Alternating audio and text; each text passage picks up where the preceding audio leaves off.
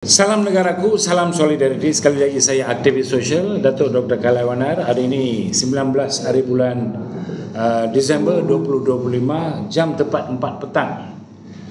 Terima kasih kepada para netizen media yang sudi datang meliputi kenyataan saya ini mengenai satu isu supaya aktivis.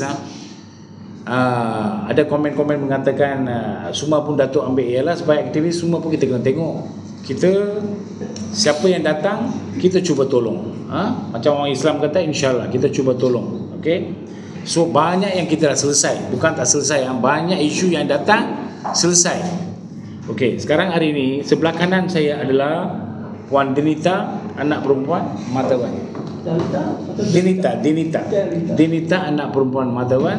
Dan sebelah kiri saya adalah Encik Matawan, bapa kepada Puan Dinita yang berumur 32 tahun. Okey. Isu yang hari ini kita nak bagi kenyataan media hari ini adalah mengenai custody order. Ex parte untuk perintah penjagaan bayi. Dalam orang putih dia kata custody order. Okey, ex parte yang dikeluarkan dia tak berapa puas. So kemungkinan orang akan tanya, yang pandai-pandai, yang lawyer buruk akan akan yang dengar tengok, dia akan tanya dalam komen, dia cakap, oh kalau macam itu kenapa tak pergi mahkamah? Memang kes ni ada dalam mahkamah, tapi hari ini kita serahkan satu memorandum kepada Yang Amat Arif Datuk Hashim bin Hamzah, Hakim Besar Melaya Istana Kehakiman. Istana Kehakiman pagi tadi pukul 11.22 pagi tadi kita dah hantar kepada dia. Okey. Baik. Dalam kandungannya saya dah terangkan mengenai apa yang beliau mangsa telah memberitahu saya. Okey. Supaya Yang Amat Arif Datuk Hashim bin Hamzah akan kaji semula prosedur. Sebab mahkamah menghormati hak orang ramai, kita memang tahu. Tetapi dalam kes dia tinggal di Sungai Petani, dan suami dia bukan mantan, masih suami dia tinggal di Johor. Mereka telah berpisah, tetapi bukan secara undang-undang, berpisah sajalah. So mangsa sekarang bertinggal pisah badan lah. Mangsa bertinggal bersama ibu bapa dia, okey, di Sungai Petani. Tetapi ada seorang peguam telah salah laku dipercayai. Dia telah apabila dia pergi meminta bantuan daripada dia bagi pihak guaman, dia lantik dia, ada affidavit dia yang dia tidak tanda tangan. Dia tidak tanda tangan di depan hadapan Pesuruhjaya Sumpah. Tetapi apa yang dilakukan oleh peguam tersebut adalah dengan sendirinya menandatangani seperti dia di hadapan Pesuruhjaya Sumpah dan telah dimasukkan ke saluran ke mahkamah. Maka hari itu, pada hari tersebut dia ada di Sungai Petani. Macam manakah dia boleh ada? Takkan roh dia datang tanda tangan di Selangor? Maka ini menunjukkan satu kesalahan yang amat besar. Pesuruhjaya pun salah besar juga, sebab dia kena ada rekod semua kan. Kalau saya nak buat sumpah, saya kena hadir depan Pesuruhjaya Sumpah, saya kena bagi IC, dia kena tengok, lepas tu saya kena tanda tangan, baru Pesuruhjaya akan baca kandungan, dia akan tanda tangan. Ini dia tak ada. Ini perkara ni banyak berleluasa, saya percaya, di Malaysia, dan dia adalah satu mangsa. Oleh kerana kucar kacir dalam kandungan inilah yang mengakibatkan order yang diterima, saya percaya, kami percaya, ex parte kepada dia yang berpihak kepada suami dia.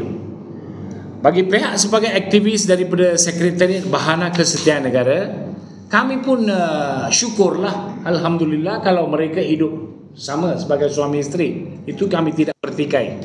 Tetapi sekarang ialah custody order, hak penjagaan bayi. Bayi baru umur 2 tahun. Tetapi sekarang, yang hari itu bila dia pergi Johor, apa yang dia terima, dia kena pergi sidang media ini. Tujuan kami adakan adalah 2 perkara. Satu, salah laku dalam surat sumpah yang diadakan oleh affidavit oleh pelaku peguam. Nombor 2, oleh kerana kucar kacir ini, apa yang akibatnya? Dalam ekspate pula, baru-baru ni, bila tarikh itu?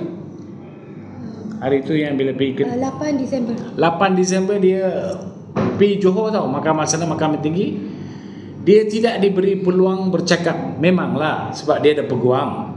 Okey. Apa yang berlaku, dia percaya tidak ada keadilan, tidak ada hak untuk dia bercakap.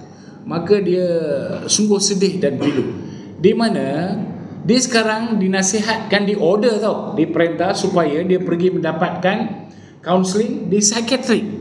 Adakah dia orang psikiatrik? Nampak adakah dia macam psikiatrik? Dia ada bayi, dia normal, dia bukan cabut rambut semua, dia macam tak ada, biasa juga kan. Okey, dia bukan kunci dalam bilik, berkurung dalam bilik menangis. Tak ada, saya tengok dia okey, family semua okey, bapa pun okey.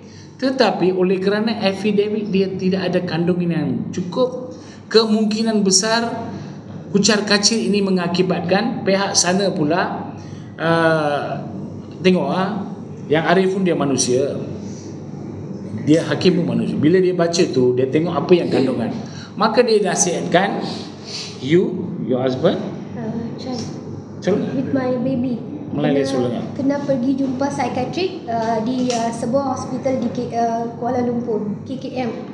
3 session kita kena pergi, sekali dengan baby saya. Baby baru umur 2 tahun, dia kena pergi psikiatrik. So dia tidak puas. Maka kita tidak mempertikaikan rule of law yang dikeluarkan oleh yang Arif di sana lah pada 8 hari bulan. Tetapi kita mohon keprihatinan, kita mohon jasa baik, seperti mana mahkamah menghormati hak orang ramai. Saya sebagai aktivis mengambil kesempatan ini daripada Sekretariat Bahana Kesetiaan Negara merayu sungguh kepada Yang Amat Arif Datuk Hashim bin Hamzah, Hakim Besar Melaya Istana Kehakiman Putrajaya, supaya mengkaji semula prosedur kes ini. Sejak baby saya lahir, saya yang jaga baby saya. Suami saya sekarang nak full custody, tetapi suami saya seorang alkoholik dan abuser, dan semua bukti yang saya bagi saya tidak pasti, memang tidak dapat difailkan. Penderahan semua berlaku lah, mengikut dia penderahan semua ada. Tetapi itu semua tadi masuk dalam affidavit yang dibagi. Tengok, saya lantik peguam, apa yang telah berlaku kepada saya, report polis ke apa yang penderahan apa semua kena masuk dalam saya, dalam kandungan tu. Tapi dia punya tu, perkara-perkara ni dia percaya tidak dimasukkan. Surat sumpah pun dia tak buat, dia tak sign. So yang inilah mengakibatkan kucar kacir. Anak ini umur berapa tahun? 2 tahun, perempuan. Baby girl.